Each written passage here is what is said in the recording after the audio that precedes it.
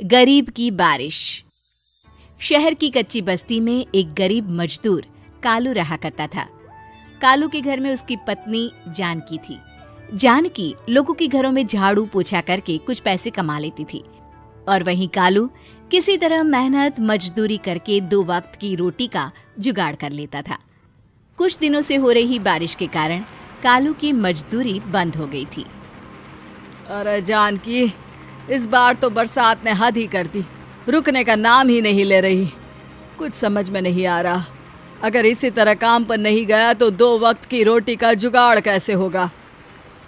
अरे तुम चिंता क्यों करते हो, बारिश का क्या है, 1 आध दिन में रुक जाएगी और उसके बाद में फिर से काम शुरू हो जाएगा। अरे 3 दिन तो हो गए, बरसात तो रुक ही नहीं रही है और आगे भी रुकने के कोई आसार नहीं दिख रहे। तो क्या हुआ, तुम्हारा काम बंद हुआ है ना? मैं तो अभी भी लोगों के घर झाड़ू पोछा करने जाती ही हूँ। मेरे पगार से कुछ दिन तो निकल ही जाएंगे। अरे घर का खर्चा तो हम किसी तरह चला लेंगे जानकी, लेकिन ये जो छत टपक रही है इसका क्या करेंगे? ये बात तो आपकी सही है। हमारी झोपड़ी अब काफी पुरानी हो चुकी है और इसके छप्पर में भी कई सारे छेद हो गए हैं।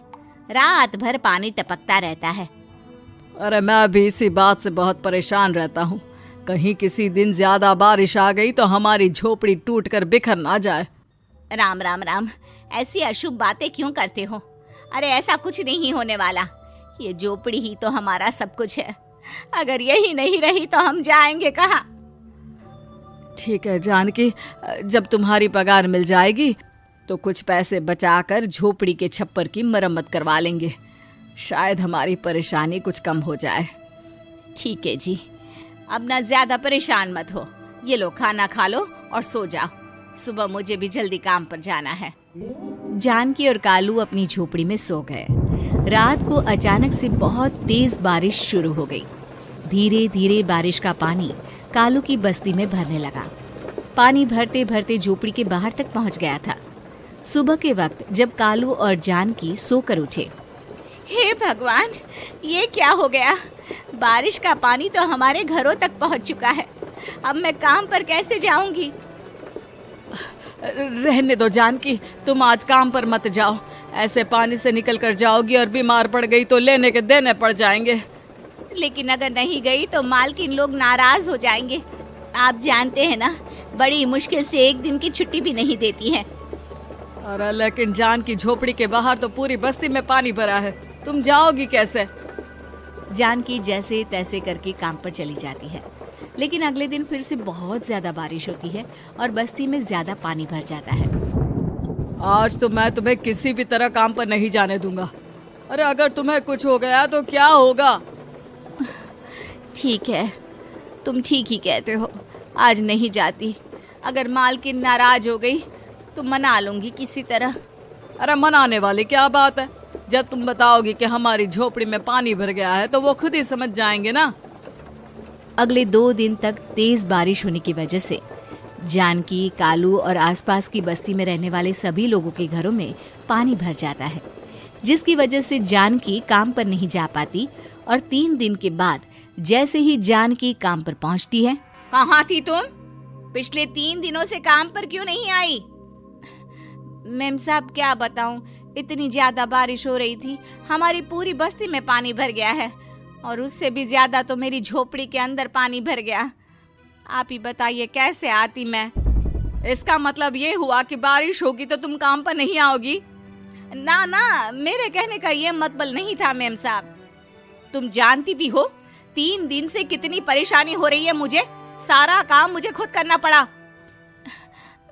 माफ कर दीजिए मालकिन जी, पर मैं क्या करती, आने के लिए रास्ता ही नहीं था।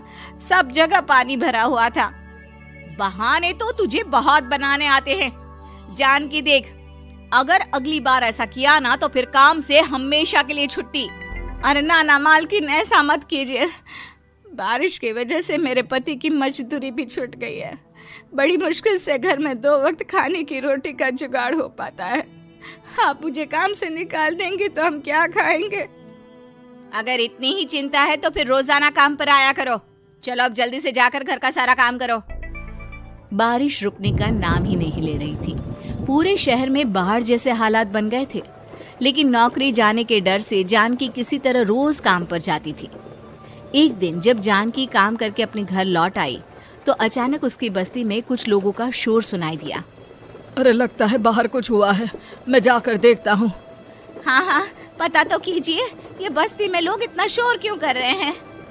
बाहर जाकर कालू ने एक आदमी से पूछा, अरे क्या हुआ भाई, इतना शोर क्यों मचा रहा है? अरे क्या बताए भैया, अपनी बस्ती के बाहर एक पुल टूट गया है और वहाँ पर एक कार फंसी है। थोड़ी देर में अगर किसी ने नहीं बचाया ना तो वो कार पानी में बह जाएगी। ये क्या कह रहे हो भैया, कार के अंदर कोई है क्या? हाँ, कोई औरत बैठी है, अकेली है, बहुत रो रही है बेचारी, मदद के लिए बुला रही है। अरे तो हमें जाकर उनकी मदद करनी चाहिए ना। अरे लेकिन इसमें बहुत खतरा है, हमें अपने आप को बचाना चाहिए। पानी कभी भी हमारी बस्ती की तरफ आ सकता है। अरे तुम्हें नहीं चलना तो मत चलो, लेकिन मैं तो जाकर उस औरत की मदद जरूर करूंगा। कालू उस जगह पर पहुंचता है जहां वो औरत कार में फंसी हुई थी। वहां पर पानी का बहाव बहुत तेज था और सारा पानी कालू की बस्ती की तरफ ही आ रहा था। कालू ने एक बड़ी सी रस्सी को पेड़ से बांध दिया और दूसरे सिरे को कार की तरफ फेंक दिया और उस औरत को रस्सी के सहारे बाहर आने के लिए कहा। तभी वहां जानकी भी दौड़ती हुई आई। अरे ये तो मेरी मालकिन है, जिनके यहाँ मैं काम करने जाती हूँ।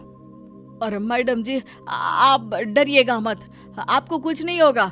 आपकी गाड़ी को भी मैंने रस्सी से बांध दिया है। थोड़ी देर में पानी का बहाव कम हो जाएगा, फिर हम आपकी कार को भी बाहर निकाल लेंगे। क्या तुम जानकी के पति हो?